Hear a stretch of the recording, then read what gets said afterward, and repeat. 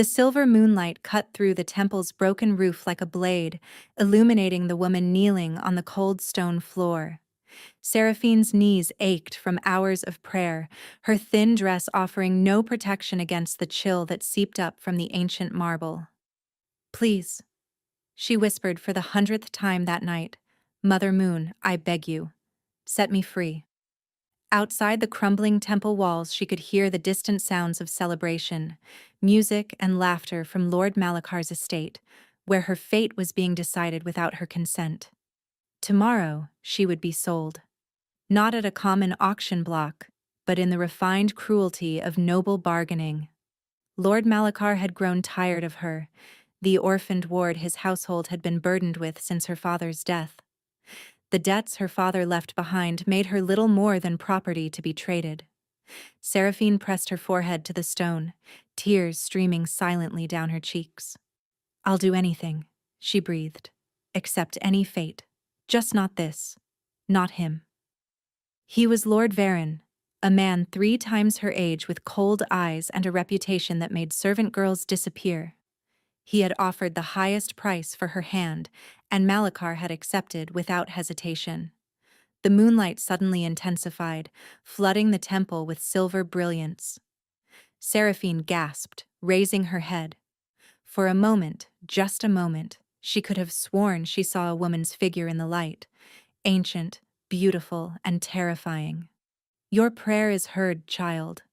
But freedom has many forms. Be careful what you wish for." The vision vanished. Seraphine blinked, her pulse racing. Had she imagined it? The exhaustion, the fear, the hunger. Perhaps her mind was breaking under the strain. A commotion outside shattered her thoughts. Shouts, the clash of steel, and then screams.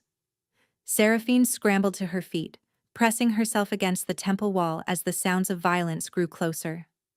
The temple doors burst open. Men poured through, not Malakar's guards, but strangers in dark leather armor, moving with a predatory grace that made her blood freeze. Raiders.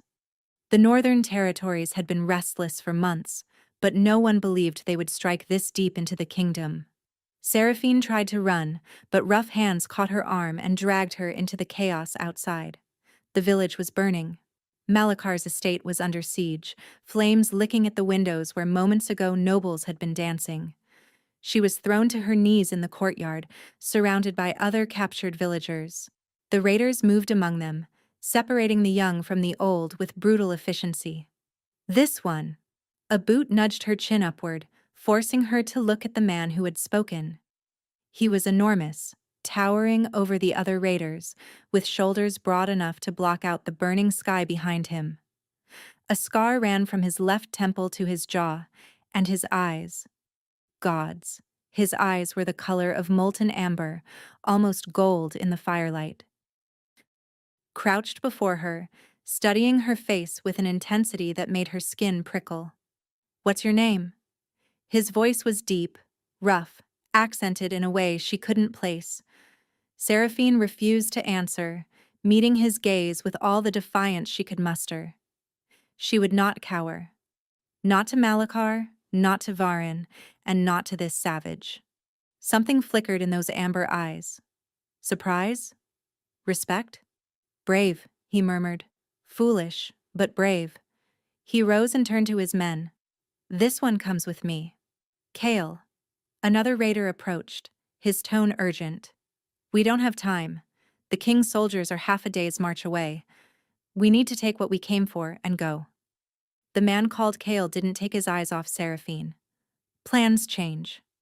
Before she could protest, she was lifted over his shoulder like a sack of grain.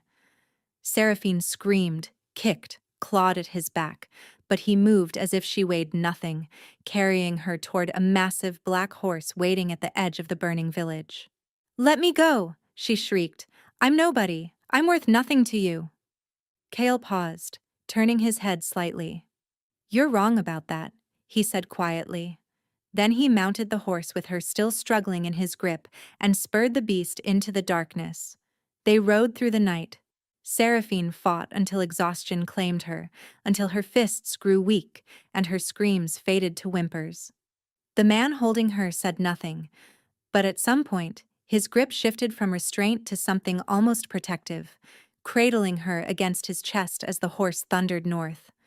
When dawn began to bleed across the horizon, they reached a camp hidden in the foothills of the Valkyr Mountains.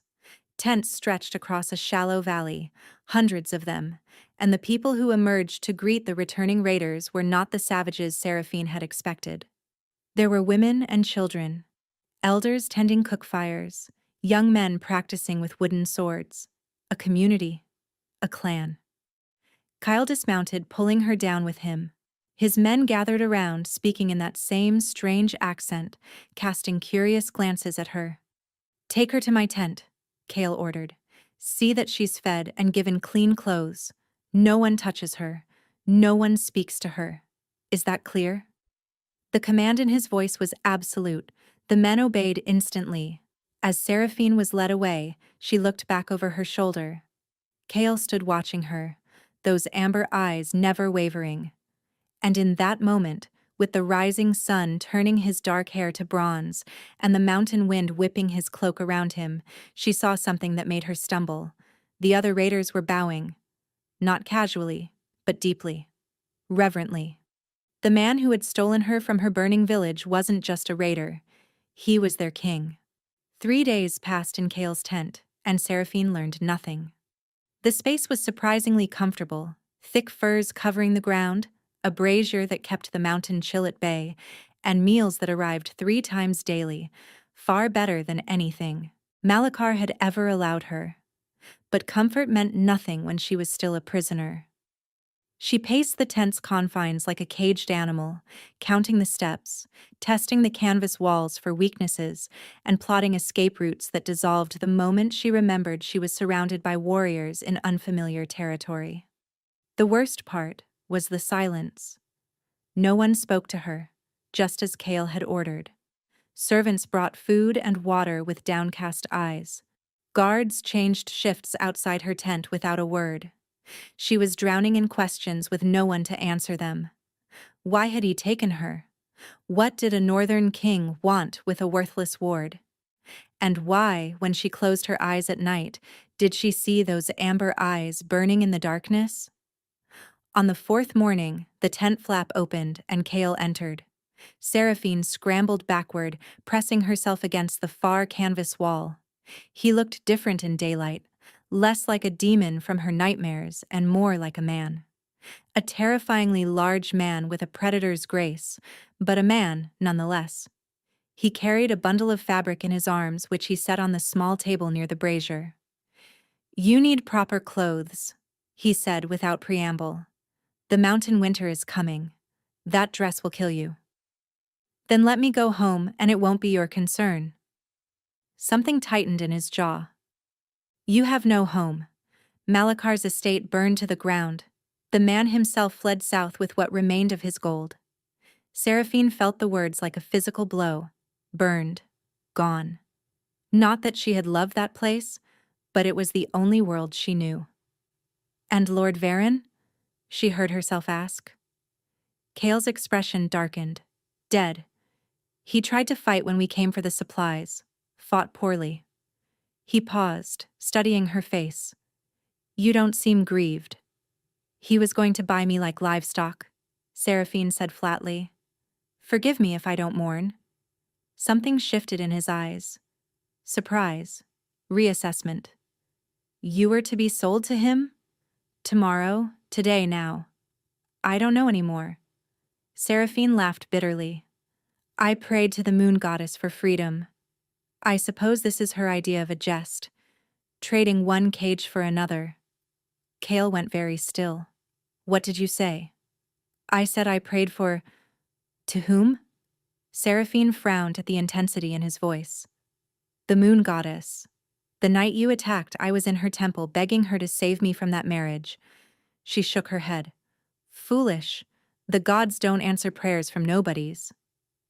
Kale stared at her for a long moment, his expression unreadable. Then he crossed the tent in 3 strides, moving so fast Seraphine barely had time to flinch before his hand cupped her jaw, tilting her face toward the light. "What are you doing?" she demanded, trying to pull away.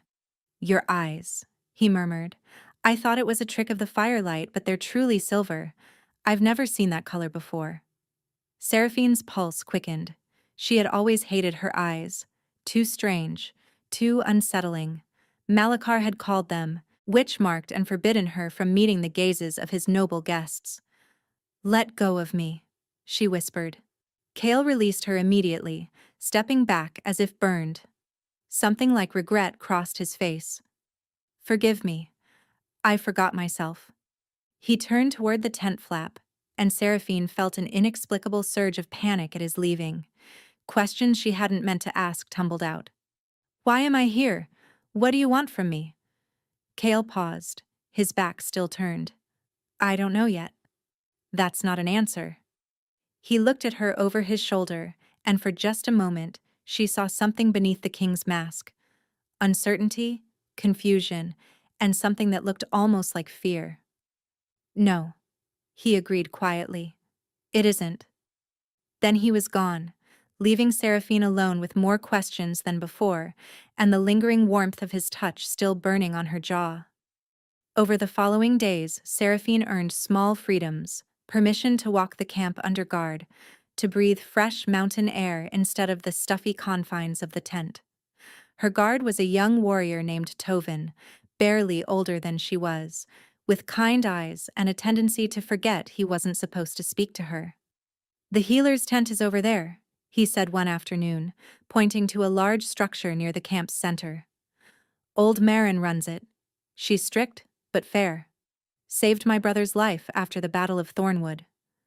Seraphine filed away every detail, building a map of the camp in her mind: the healing tent, the armory, the horse lines, the paths the patrols took. Then she saw the cage. It sat at the edge of camp, iron bars glinting dully in the pale sunlight. Inside, a figure huddled against the cold. A woman, Seraphine realized with a shock. A woman with matted dark hair and bruises visible even from a distance. Who is that?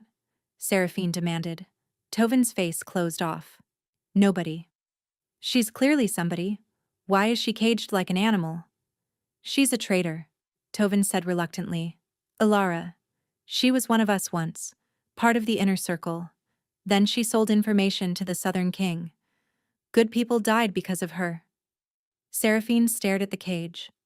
The woman, Ilara, had raised her head, and their eyes met across the distance. Even from here, Seraphine could see the hollow desperation in her gaze. She knew that desperation. She had felt it kneeling on the temple floor, begging for any escape from her fate.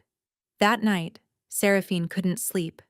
She lay on the furs, staring at the tent's ceiling, thinking about cages, iron ones and invisible ones. A sound outside her tent made her freeze. Footsteps, too light to be a guard's patrol. Then a shadow passed across the canvas and the tent flap rustled. Seraphine sat up, pulse quickening. Kale slipped inside, silent as smoke. He was dressed simply, without the armor or weapons she usually saw him wearing. In the dim glow of the dying brazier, he looked almost vulnerable. You should be asleep, he said quietly. You should knock. Seraphine shot back, pulling the furs higher. What do you want? He didn't answer immediately. Instead, he moved to the brazier and added fuel, coaxing the flames back to life. The firelight caught the sharp planes of his face, the scar that ran like a river of shadow down his cheek.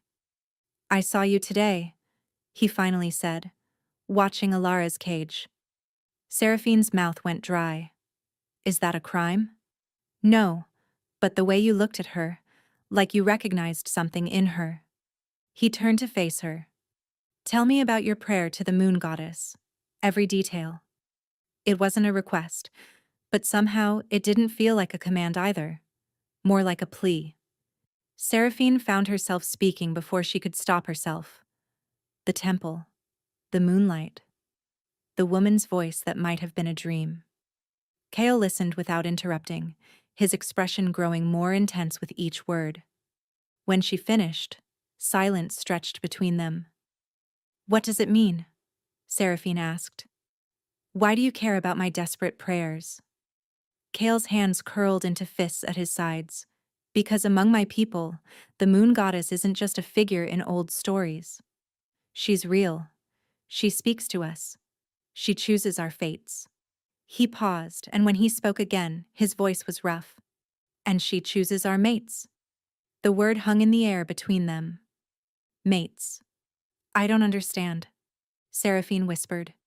Kale stepped closer, and she could see the war raging behind his eyes, duty against desire, logic against something far more primal. Neither do I, he admitted. But since the moment I saw you in that burning village, something inside me recognized you. My wolf recognized you. Your wolf? He smiled then, but it was a bitter thing. There's much about my people you don't know, Seraphine. Much I should tell you. But not tonight. He retreated toward the tent flap. Tonight. Just know that you're not my prisoner. You never were. Then what am I? Kale looked back at her, and the raw honesty in his face stole her breath. I don't know yet, but I intend to find out. He vanished into the night, leaving Seraphine trembling among the firs with a single word echoing in her mind: mates. The next morning, everything changed. Seraphine woke to shouting, the thunder of hooves, and the acrid scent of smoke. She threw on the mountain clothes Kale had provided, soft leather breeches, a wool tunic, fur-lined boots, and burst from the tent into chaos. The camp was mobilizing for war. Warriors streamed toward the horse lines, strapping on armor as they ran. Women hurried children into the central tents, and above it all, Kale's voice cut through the noise, issuing commands in that strange northern tongue. Seraphine caught Tovin's arm as he rushed past. What's happening? Southern Army, he gasped. 3 legions, maybe more. They've crossed the Valkyr Pass. They'll be here by nightfall. 3 legions? Seraphine's blood went cold. That was thousands of soldiers. Can you fight that many? Tovin's jaw tightened. We'll die. Trying. He pulled away and ran toward the horse lines, leaving Seraphine standing in the middle of the churning camp. She should have been relieved. The Southern King's army had come. Her people. Her kingdom. They would rescue her from these northern savages, return her to civilization. So why did her chest ache at the thought of Kale riding into battle? Why did her feet carry her toward him before her mind could object? She found him near the command tent, surrounded by his war council. He looked every inch the king now, armor gleaming, a massive sword strapped to his back, his face carved from stone. When he saw her approaching, something flickered in his expression. Get her to the evacuation group, he told one of his lieutenants. She goes with the women and children to the mountain sanctuary. No. Seraphine pushed through the startled warriors until she stood before him. I'm not running. This isn't your fight. Then whose fight is it? She gestured at the camp around them. These people took me, yes, but they also fed me, clothed me, and kept me safe. I've seen the children playing in the meadows, the elders telling stories by the fire. Her voice cracked. They're not monsters, whatever the Southern King claims. Kale stared at her as if seeing her for the first time. You would stay? Risk your life for people you've known barely a fortnight? I would stay, Seraphine said, because I'm tired of running. Tired of being powerless while others decide my fate. She met his eyes, those depths that haunted her dreams. Let me help. There must be something I can do. For a long moment he said nothing.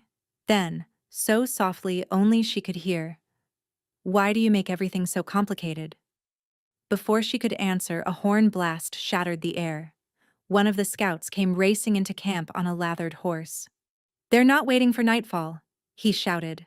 The legions are force marching. They'll reach us within the hour. Kale's expression hardened into battle readiness.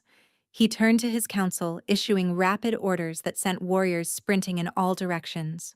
When he looked at Seraphine again, his mask was firmly in place. Go to the healer's tent, he said. Old Marin will need help with the wounded. That's how you can serve. It wasn't what she wanted. She wanted to stay by his side, though she couldn't explain why. But she nodded. As she turned to go, his hand caught her wrist. Seraphine. She looked back. His thumb traced a small circle on her pulse point, and she felt the touch like fire through her entire body. Stay alive, he said roughly. Whatever happens, stay alive. Then he released her and strode toward his waiting army without looking back. Seraphine watched him go, her wrist still tingling, emotions she couldn't name flooding through her. Mates, he had said. She still didn't fully understand what that meant, but as she ran toward the healer's tent, she knew one thing with sudden, terrifying certainty. If Kale died today, something inside her would die with him. The battle began within the hour. Seraphine worked beside old Marin in the healer's tent, her hands quickly learning to clean wounds, apply poultices, and hold down screaming men, while the elderly healer set broken bones.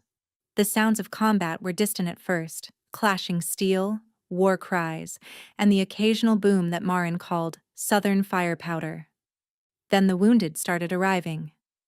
They came in waves, carried by their brothers in arms, some walking under their own power despite horrific injuries. Seraphine lost track of time, lost track of herself. There was only the next patient, the next wound, the next life, hanging in the balance. You're a natural, Marin observed during a brief lull, her weathered face streaked with blood that wasn't her own. Most outsiders faint at their first battle aftermath.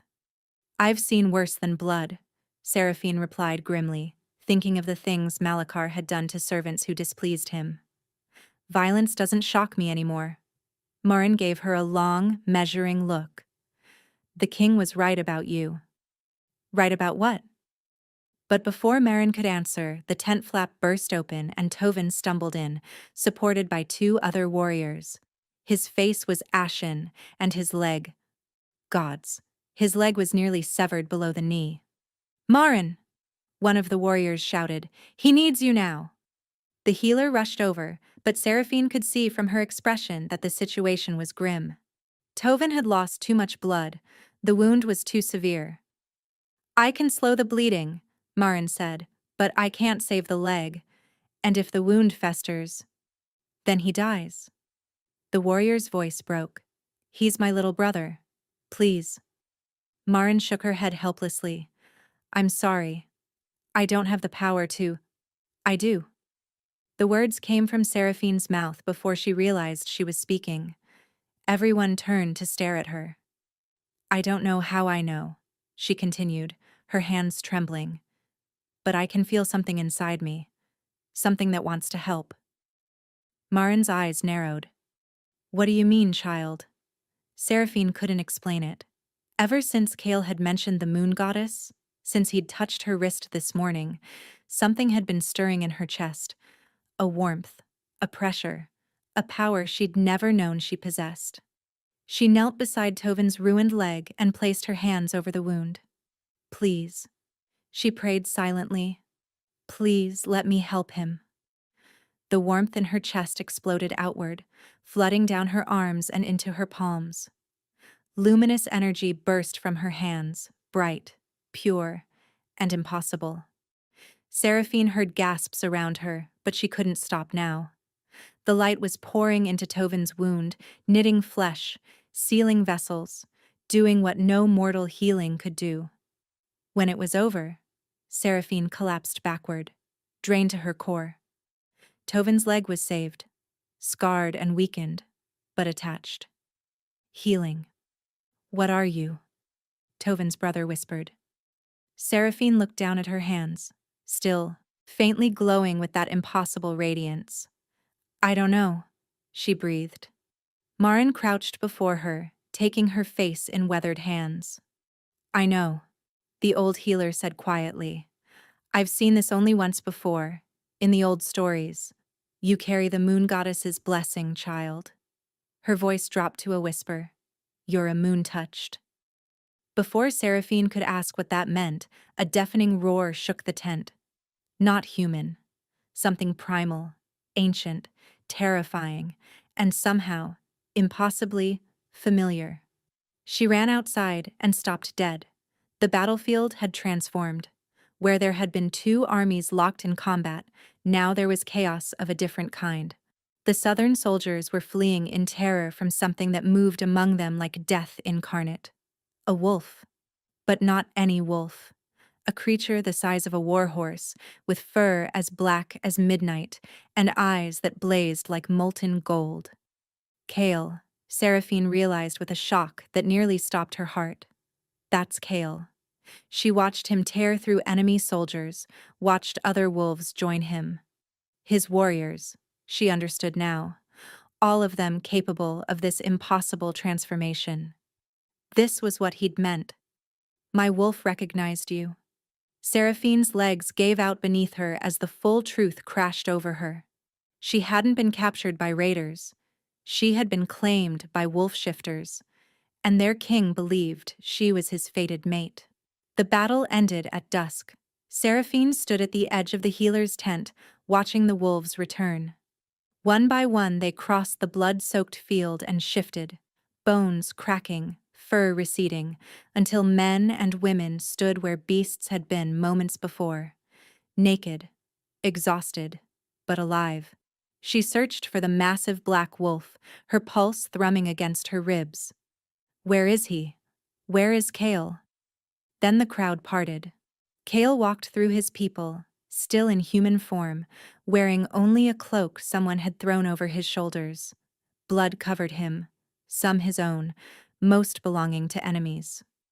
His gaze swept the camp until it found her. The world narrowed to the space between them. He crossed the distance in long strides. When he reached her, he stopped close enough that she could feel the heat radiating from his skin. "You're alive," he said roughly. "So are you." His hand rose to her face, hovering just above her cheek, not quite touching. "They told me what you did." Tovin's leg? The light. His voice dropped. "They told me what Marin called you." "Moon touched," Seraphine whispered. "I don't know what it means." "It means the goddess has marked you." His eyes blazed with something fierce. "It means I was right." "Right about what?" "About you being mine." The possessiveness in his voice should have frightened her. Instead, it sent heat flooding through her veins. "I'm not anyone's property," she managed. "No." His hand finally made contact, cupping her jaw with devastating gentleness. "You're not property. You're my equal, my match, the other half of my soul that I've been searching for since I came of age." Seraphine's breath caught. "You don't even know me." "I know you prayed for freedom and received power instead. I know you stayed to help strangers when you could have fled." His thumb traced her lower lip. "And I know you feel this thing between us, even if you don't understand it yet." She did feel it. Fire in her blood, lightning in her bones. Every inch of her skin ached to press against his. "This is impossible," she whispered. "Yes, completely impossible." "Kale." A sharp voice shattered the moment. "We need you at the council tent, now." His eyes held hers for one more heartbeat, burning with promise. "This isn't over," he said quietly, "not even close." Then he was gone, leaving Seraphine trembling in the twilight. That night, Seraphine couldn't sleep. She lay in her tent, replaying every word Kale had spoken. "The other half of my soul." How could a stranger be her soul's match? But he didn't feel like a stranger. When he touched her, something ancient and instinctive recognized him. A rustling made her sit up. The flap parted, and a figure slipped inside. Not Kale, but Alara, the prisoner from the cage. Seraphine scrambled backward. "How did you—" "The battle chaos. Guards were needed elsewhere." Alara crept closer, desperation in her eyes. "You have to understand what they're not telling you." "Why should I trust a traitor? I'm a survivor." She gripped Seraphine's arm. "You think you're special to him? You think you're the first woman he's claimed as his fated mate?" Seraphine's blood went cold. "What?" "There was another. Isolde. Beautiful. Powerful. devoted to him completely. Ilara's voice dropped. She's dead now. The goddess rejected their bond. They say the cavern itself turned against her, burned her alive before they could complete the ritual. You're lying. Ask them about the claiming ritual. Ask what happens when the goddess decides a pairing is wrong. Ilara moved toward the exit. You're not his destiny, girl, you're his next victim. Run while you still can. She vanished, leaving Seraphine alone with poisonous doubt. Dawn found Seraphine marching to the council tent. She pushed through the entrance, ignoring the guards.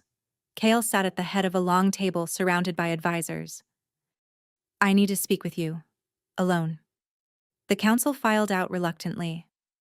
When they were alone, Seraphine faced him. Tell me about Isolde. Kyle went very still. Where did you hear that name? Is it true? Was there another woman? Did she die? The silence stretched unbearably. Yes. Seraphine felt the word like a wound. And you didn't think to mention this? It wasn't the same. He ran a hand through his hair. Isolde was chosen by the elders, not my wolf. A political alliance. Neither of us felt the true bond. When the goddess saw the lie in our hearts, she rejected us the moment we entered the cavern. And Isolde died. I nearly died too. I survived because of my alpha bloodline. He took her hands. What I feel for you isn't politics. My wolf recognized you instantly. I would never force you into the ritual. The choice will always be yours. And if I choose to leave? Pain flickered across his face. Then I'll escort you to the border myself and spend the rest of my life knowing what I lost. The sincerity was undeniable. I need time, Seraphine said finally. Take all the time you need. He released her hands reluctantly. I've waited 30 years to find you.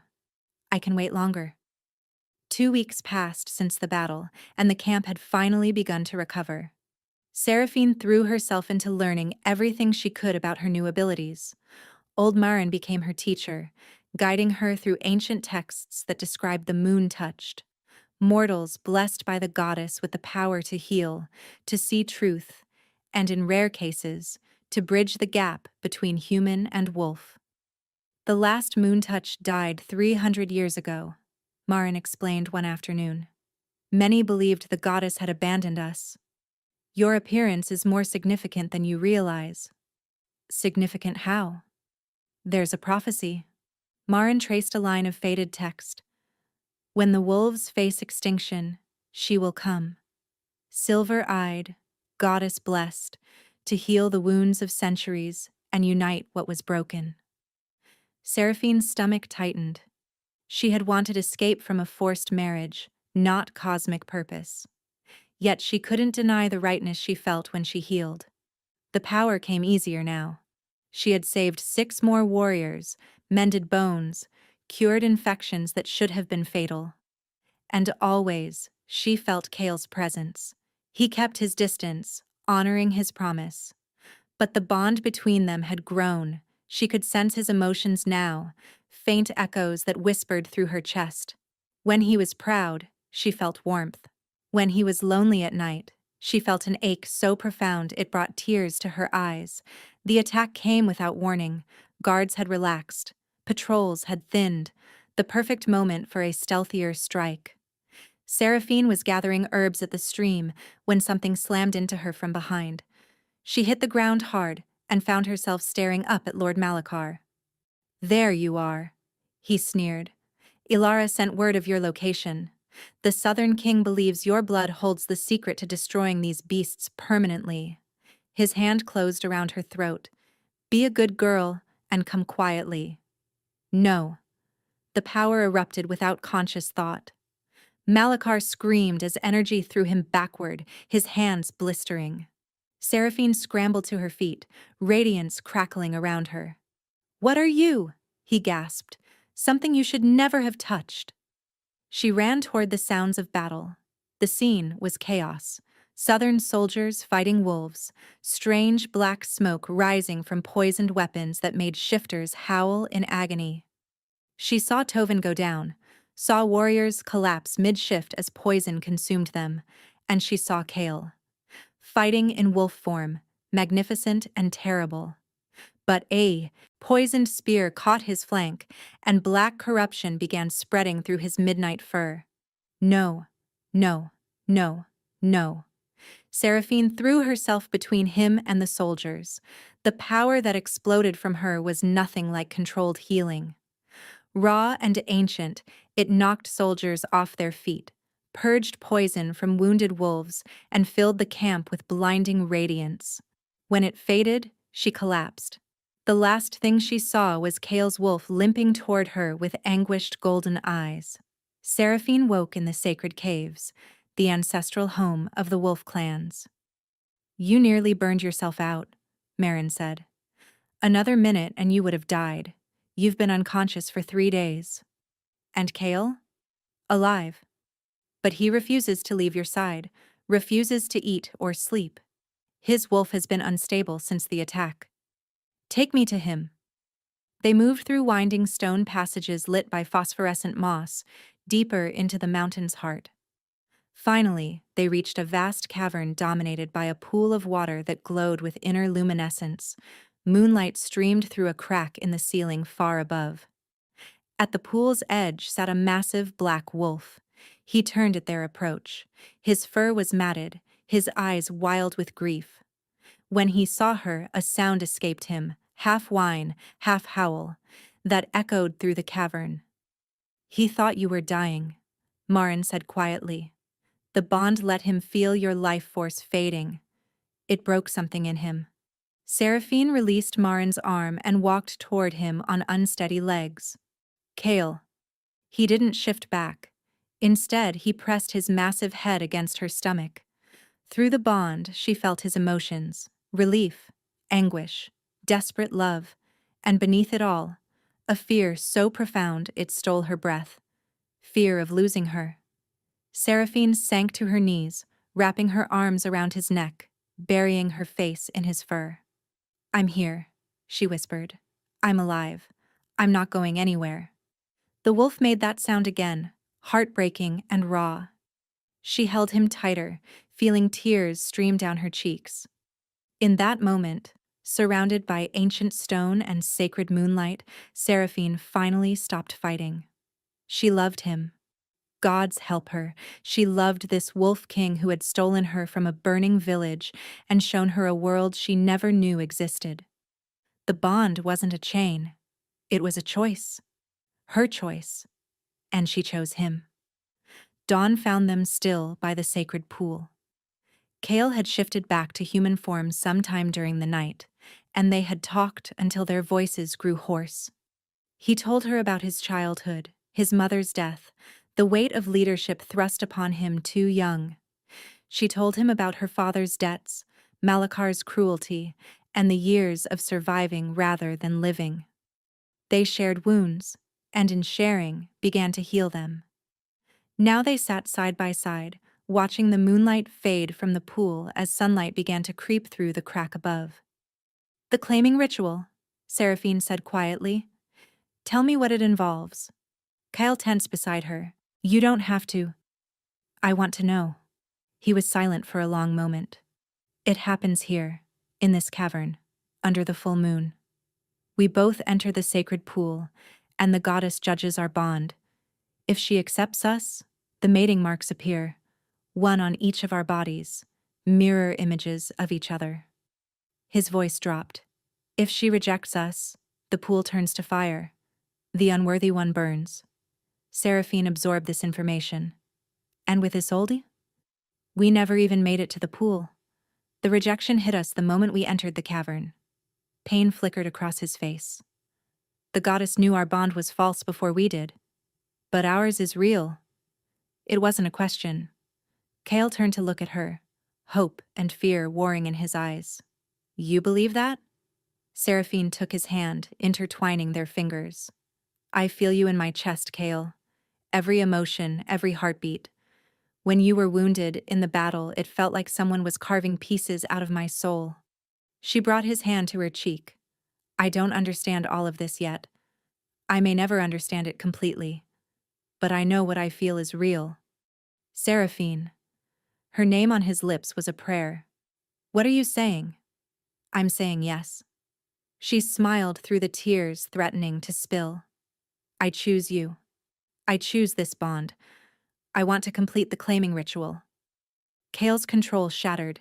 He pulled her into his arms, kissing her with desperate passion, years of loneliness and longing pouring through the contact.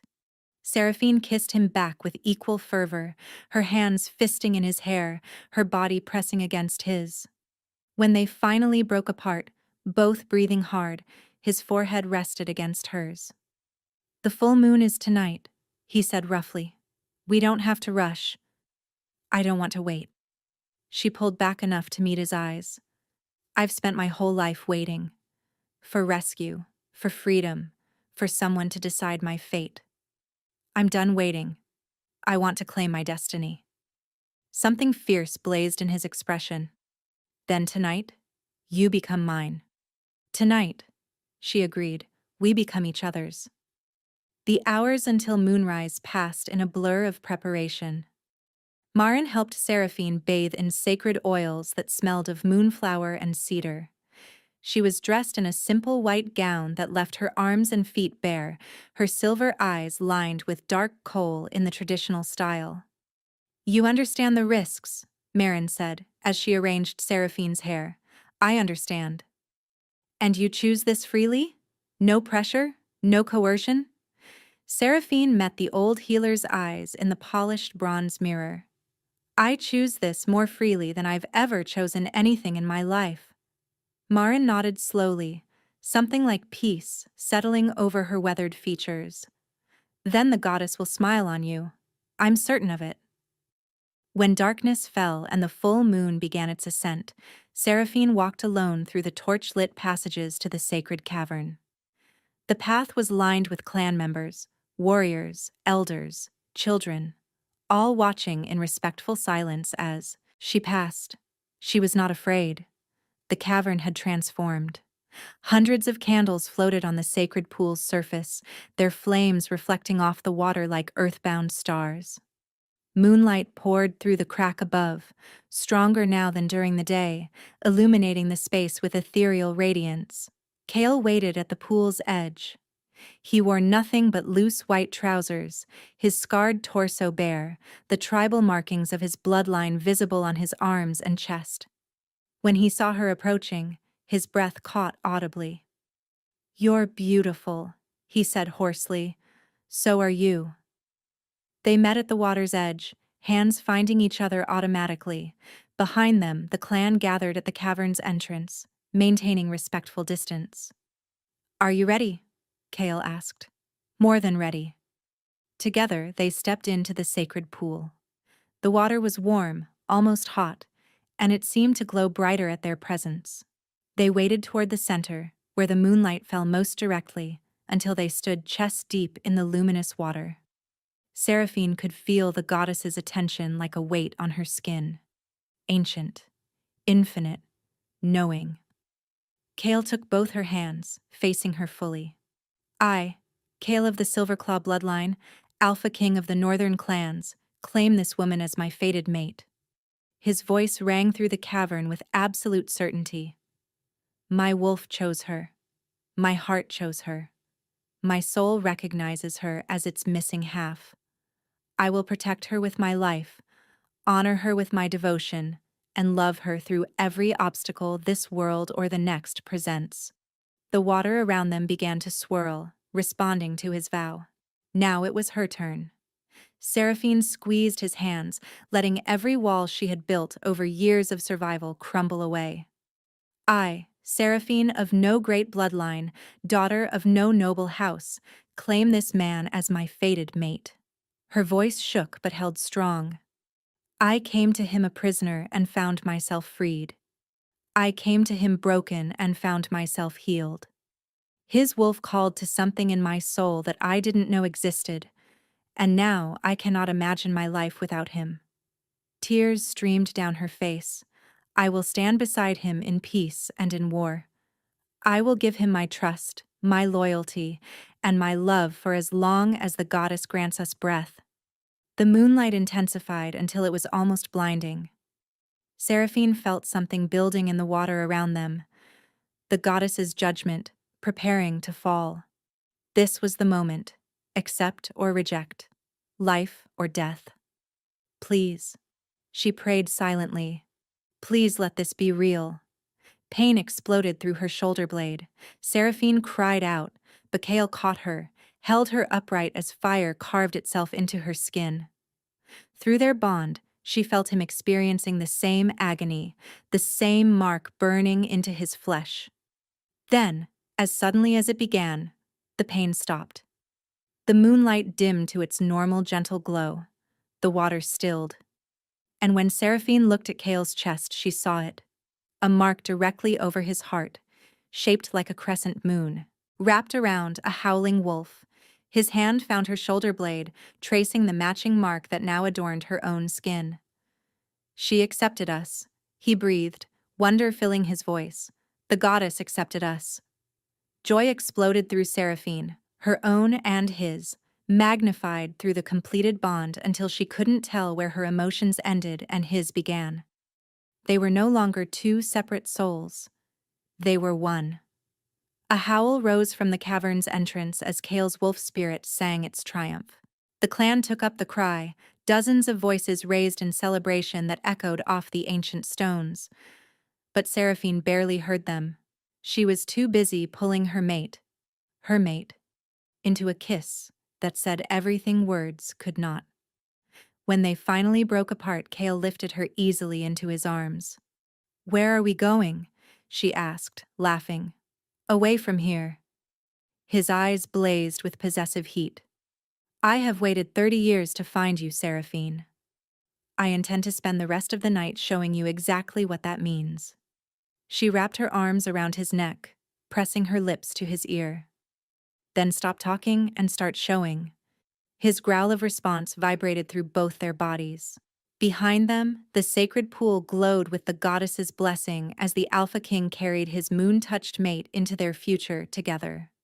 1 month later, the northern clans gathered for the coronation. Seraphine stood on the stone dais beside Kale, wearing robes of silver and white that matched the mark on her shoulder. Below them, thousands of faces looked up, warriors and healers, elders and children, wolves and humans united under one banner. 1 month ago, she had been a nameless ward, praying for escape from an unwanted marriage. Now she was a queen. The crown that settled on her head was wrought of silver and moonstone, delicate but strong. Kale's matching crown was darker, forged from the iron of ancient weapons, but their hands remained intertwined throughout the ceremony. "Can you believe this?" she asked through their bond. "Every day," he replied. "I believe it every time I wake up beside you." When the ritual words were spoken and the clan's allegiance pledged, Kale raised their joined hands to the sky. "I present to you Seraphine, moon-touched queen of the northern clans, blessed of the goddess, healer of wolves, and light of my soul." The roar that answered shook the mountains themselves. Later that night, standing on the balcony of their chambers in the mountain fortress, Seraphine looked up at the full moon and smiled. "Thank you," she whispered to the silver light. "I asked for freedom. You gave me something better. You gave me home." Arms wrapped around her from behind, pulling her against a warm, solid chest. "Talking to the goddess again?" Kale murmured against her hair. "Thanking her." "For what?" Seraphine turned in his arms, looking up at the face she loved, scarred, fierce, and unbearably tender when he looked at her. "For not giving me what I asked?" "For..." She rose on her toes to kiss him softly. "For giving me what I needed instead." Kale's arms tightened around her, and through their bond she felt his love, vast as the sky, deep as the mountain caves, eternal as the moon itself. She had begged the goddess for freedom. She had found something infinitely more precious. She had found where she belonged. Thank you so much for listening. I hope you enjoyed Seraphine and Kale's story. If you'd like to listen on the go, All my stories are also available on Spotify under my channel name. You'll find the link in the description below. A big thank you to everyone who's subscribed. Your support truly means the world to me. Until next time.